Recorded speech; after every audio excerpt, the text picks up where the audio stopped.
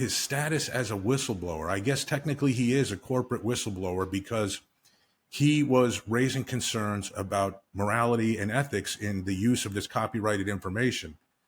I don't know, Mark, if you've seen or had experience with whistleblowers while working in California state government. Oh, yes. I have. And my experience was because listen, a theory could be, right? A theory how this could be a murder was, okay, Bill and Mark, I get it. The lawyers already have this information that they're going to use in the lawsuit. They name him as a custodial witness. So it doesn't really do any good to kill him after he's already provided this information. But maybe he has more information. Maybe he has more information that he was holding back and hadn't provided it yet. And that is why they, being this nefarious person or someone hypothetically associated with OpenAI, that's why he was killed and his apartment was, quote, ransacked, which we'll get into. Here's my experience with whistleblowers, Mark. They dump everything.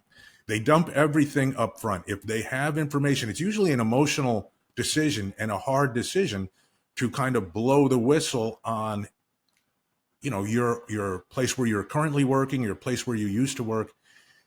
So my opinion would be that he probably provided, at least up front, everything that he had to these lawyers in an effort to get his point across, or kind of, facilitate whatever action he thought was appropriate. Was your experience different in that maybe you've encountered whistleblowers who kind of piecemeal stuff out, or they'll give a little bit of information and then a little more and a little more? No, not at all, Bill. Very much consistent with the way you laid it out. One of the things to consider when it comes to whistleblowers is, not always, but often they may not be in a supervisory or managerial roles. They are a lower level in, say first line employee.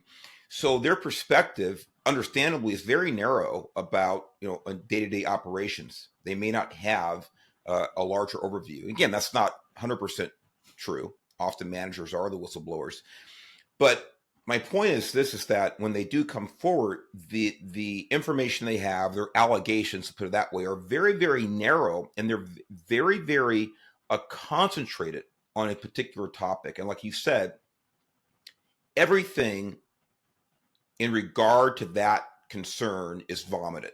Everything comes out. So it's not like it comes out piecemeal. There'd be no reason from their point of view to do that. And quite frankly, there wouldn't be any reason for a lawyer representing them to have them do that either. They want to get as much information as they can. Now, by the way, lawyers might decide to release things over a certain period of time, but they're going to have things up. They're going to have things very, very early on, I think, pretty much completely. So I agree with the way you laid it out. So my point in bringing this up is, this murder, if it was a murder, right, it would not have made sense that he was murdered to stop him from turning over documents. That's the point I'm trying to make. Yes. Whatever documents he was custodial witness for were already turned over. The lawyers already have them. And more than likely, Mark, the defense, OpenAI, already has them too, because through discovery, right, the process by which the plaintiff has to provide information to the defendant in the case, all these documents would have been turned over. And that was done at the time he was named as the custodial witness. I agree. Now, so there's a point where I say, no, if that's people's motivation for thinking this was a murder, that's not a valid motivation. But here's something I've also seen, Mark, to flip the coin now. And I'm curious if you've observed this. Someone from a company who's left, or even if they're still inside, they become a whistleblower.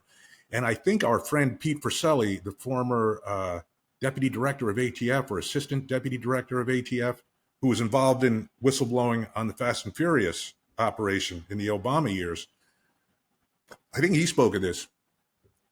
Once you've been identified, so Suchir very publicly now, at this time, so we're talking last fall, November of 24, has become a whistleblower. He's brought up these concerns. So other people in the company who maybe were not as bold as he was, but maybe they agree with him and they say, wow, he actually has the guts to go out and say something about this. I'm going to contact him because I have more information. And now people within the company start using Suchir as a conduit to pass more, quote, whistleblower information about other things going on at the company. Have you seen that at all in your work in state government, where there's people that are still on the inside uh, that maybe didn't have the courage to come out and be the front person, but they start reaching out to these whistleblowers and kind of egging them on and supplying them with more information? You know, Bill, I don't. It's a great question, and I don't remember specifically that scenario in an official sense. I certainly remember that in a scuttlebutt sense, where Mm-hmm. oh yeah, yes, you know, so and so's coming forward, or you know, someone's talking about this policy or this practice, and they're right. And in other words, people are just talking, even in public, about yeah, I saw that too, or whatever. But I haven't. I don't remember that in a specific sense. Now, the fact that I don't remember it doesn't mean that it hasn't happened. I'm talking about, you know, my narrow, Yeah. perspective on this with the handful of cases that I remember. That certainly could happen, and it's certainly a logical assumption to make that he could have been a mouthpiece for other people who were afraid to become public or go public. So what you're saying makes sense. It's definitely a possibility. Whether it happened or not, we certainly don't know at this point. Yep. So that's something, that's something that would have to be discerned from maybe looking through his emails, looking at his communication devices. Was he in contact with people that were still at the company? And then law enforcement reaching out to those people at the company and speaking with them about their contact with them. So that's potential, right? That's potential, something that should be followed up on. That could be uh, a motive, I guess. But here's an interesting thing, Mark. Although I said the lawyer has the documents, right? So if this was a murder, the murder would not have been committed to stop the lawyers from getting the documents because he would have already provided them.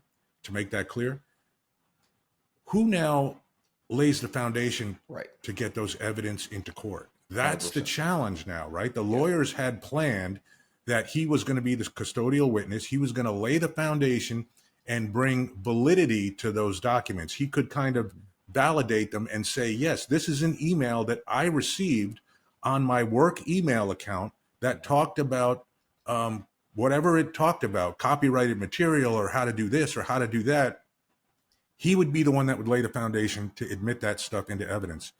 Without him, my question mark is, which I know neither of us can really answer, is what Right. happens?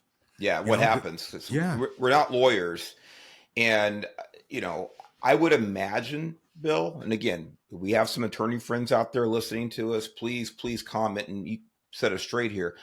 I would imagine that certain documents probably stand on their own without a foundation. Some, and we can't forget the fact that if you're talking about emails, in other words, there's got to be two people on an email. So it doesn't mean that other people can't be subpoenaed to come testify, things like that, to lay a foundation. Did you receive this email? Did you send this email? So he, again, from my non-legal trained perspective, my guess is that there are other ways to at least get some of this, admitted as evidence in a proceeding. That's my guess. yeah, I think that's a valid point. Like, I don't really see his death as something that would completely prevent any of those documents from getting in, especially if they're emails, because, like you said, there's always going to be someone else that could be subpoenaed, deposed, and asked if they were the person who sent that email, right? Yes. So there is always another way to do it. So not a very strong motive to say that this was a murder, because I don't think his murder will prevent, in my opinion, right? Uh, handling a lot of criminal cases with evidence, watching how evidence is introduced. I don't think him being, quote, unavailable Yeah. will really hamper getting those documents in. They just have to find a different route. It could take a little longer, etc. Um, The other thing to note here, Mark, is when that designation of custodial witness was made public by the New York Times, and that was on November 18th, the best I can tell. Mm-hmm. And he was on vacation at that time. He was on vacation at Catalina Island from November 16th to 22nd. Catalina Island, a small island off the coast of Long Beach, California. Long Beach, San Pedro, San Pedro. 26 miles across the sea, as the song goes. Yes. Right. How old I am. It's not like you're completely disconnected from civilization when you're out there, right? It's you still get email, you still have cell phone service. So although part of me wonders how connected he was while he was on vacation, and did he know this happened, or was it a shock that he found out when he returned on the 22nd? That would perhaps have influence on whether I would think this was self-inflicted, right?